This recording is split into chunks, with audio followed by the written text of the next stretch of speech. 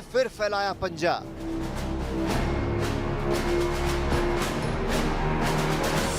फिर full speed में corona. Maharashtra में कोरोना की तेज रफ्तार। मुंबई में कोरोना ने पकड़ी रफ्तार।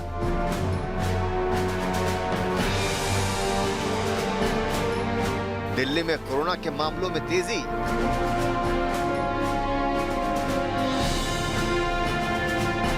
दिल्ली में कोरोना को लेकर डराने वाला अंदेशा।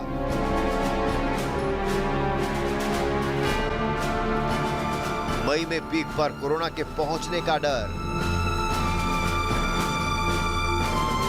देश में जब कोरोना के मामले कम होने लगे थे, वायरस ने फिर यू टर्न ले लिया है। एक बार फिर इसकी रफ्तार बढ़ने लगी है और इसके निशाने पर है महाराष्ट्र, केरल, दिल्ली और पंजाब, मध्य प्रदेश जैसे राज्य। इन राज्यों में कोरोना के मामले में काफी तेजी से बढ़ोतरी हो रही है। भारत में कोरोना के मामलों में कमी आ रही थी, संक्रमण कंट्रोल में आ रहा था, लेकिन एक बार फिर वायरस का कहर तेज होने लगा है।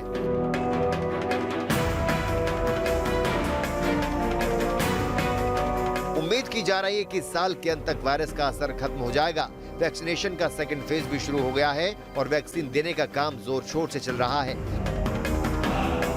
लेकिन बावजूद इसके कोरोना संक्रमण कम नहीं हो रहा, बल्कि बढ़ता ही जा रहा है। हर रोज कोरोना के हजारों मामले सामने आ रहे हैं। देश में पिछले 24 घंटे में कोरोना के 18,711 मामले सामने आए हैं, जबकि 100 लोगों की मौत हुई है।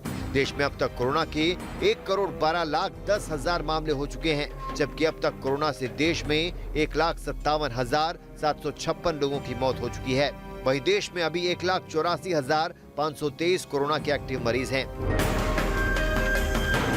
अभी मार्च का महीना चल रहा है और पिछले साल इसी मार्च के महीने में कोरोना ने रफ्तार पकड़ी थी, जिसके बाद पूरे देश में लॉकडाउन लगाना पड़ा था। एक साल बाद यानी साल 2021 के मार्च महीने में ही कोरोना फिर पंजा फैलाने लगा है, डराने लगा है। देश के दूसरे हिस्सों के मुकाबले महाराष्ट्र में कोरोना का कहर ज्यादा है। महाराष्ट्र में कोरोना जमकर तबाही मचा रहा है। आंकड़े देखकर तो यही लग रहा है कि महाराष्ट्र में महामारी का महाविस्फोट हो गया है, लेकिन देश की राजधानी दिल्ली भी पीछे नहीं है।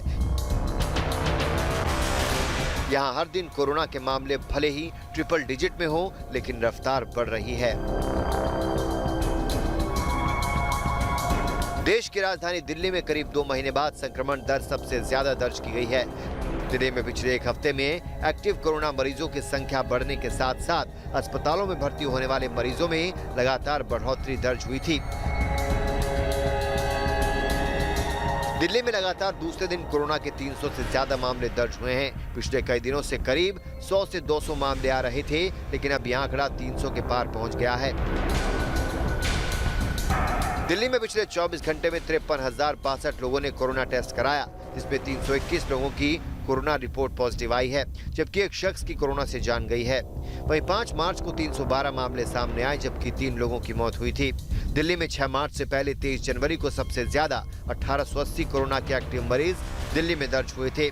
इससे पहले 14 जनवरी 2021 को दिल्ली में कोरोना के 340 मामले दर्ज हुए थे। महाराष्ट्र के हालात तो सबसे ज्यादा बुरे हैं। यहाँ तो ऐसा लगता है कि जैसे कोरोना विस्फोट हो गया है, क्योंकि महाराष्ट्र में कोरोना ने एक बार फिर कोहराम मचाना शुरू कर दिया है। महाराष्ट्र में लगातार दूसरे दिन कोरोना संक्रमण के 10,000 से ज्यादा नए मरीज सामने आए हैं। विदर्भ, पुणे और मुंबई में तेजी से नए मामले सामने आने से पिछले 13 दिनों में 1 लाख मामले बढ़ गए हैं। महाराष्ट्र में पिछले 24 घंटे में 10,187 नए मामले सामने आए। वहीं 47 और लोगों की मौत होने से मरने वालों की संख्या राज्य में कुल 52,440 हो गई। वहीं मुंबई में भी कोरोना तेजी से पैर फैलाने लगा है। मुंबई में 24 घंटे में कोरोना के 1188 मामले सामने आए हैं, जबकि 5 लोगों की मौत हुई है। 28 फरवरी से लेकर 6 मार्च के बीच कोरोना के करीब 62,000 नए मामले सामने आए।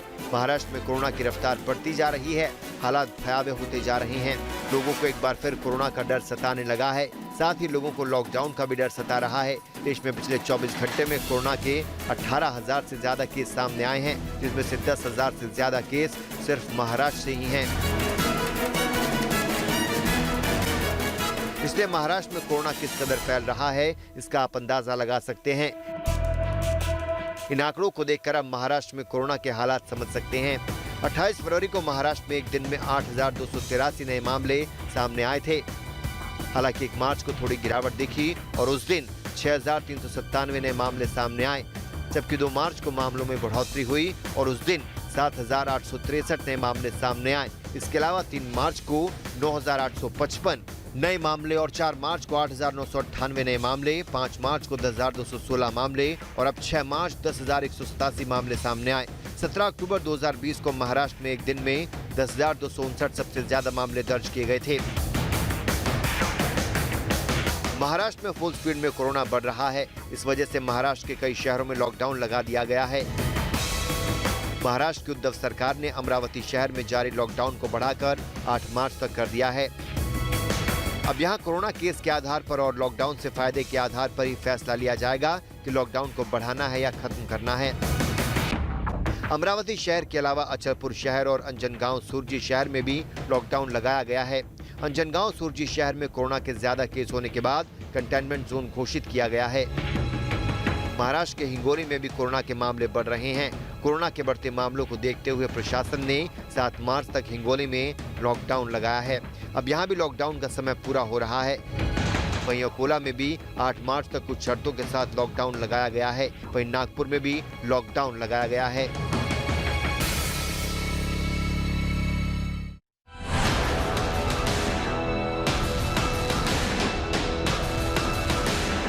दिल्ली, महाराष्ट्र के अलावा केरल, पंजाब, राजस्थान, मध्य प्रदेश, कर्नाटक समेत कई राज्यों में कोरोना के मामले बढ़ रहे हैं। बढ़ते मामलों के चलते सरकारें सख्ती बरत रही हैं।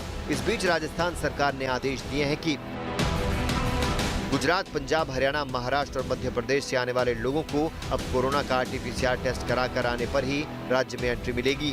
राजस्थान में एंट्री के लिए ये टेस्ट 72 घंटे पहले कराना जरूरी होगा। वहीं पंजाब में कोरोना के बढ़ते मामलों को देखते हुए प्रशासन ने बड़ा कदम उठाया है। पंजाब में 24 घंटे में कोरोना के 1179 मामले सामने आए हैं, जबकि 12 लोगों की मौत हो गई है। पंजाब के 4 जिलों में नाइट कर्फ्यू लगा दिया गया है। नवा शहर, जालंधर, होशियारपुर और कपूरथला में रात 11 बजे से सुबह 5 बजे तक नाइट कर्फ्यू लगाया गया है। वहीं मध्य प्रदेश के इंदौर और भोपाल में भी संक्रमितों का आंकड़ा लगातार बढ़ रहा है। इंदौर में तो कोरोना वायरस के नए स्ट्रेन ने प्रवेश कर लिया है और यहां 6 लोगों में कोरोना का नया स्ट्रेन पाया गया है। पिछले महीने दिल्ली जांच के लिए भेजे गए 6 मरीजों में ब्रिटेन वाले कोरोना स्ट्रेन की मौजूदगी पाई गई है। लेकिन इसमें हैरान करने वाली बात यह है कि ये 6 लोग कभी विदेश गए ही नहीं। तो ऐसे में सवाल उठता है कि आखिर इन लोगों में कोरोना का नया स्ट्रेन मिला कैसे। मध्य प्रदेश में कोरोना के संक्रमण के 467 नए मामले, पिछले 24 घंटे में 2 की मौत हुई है।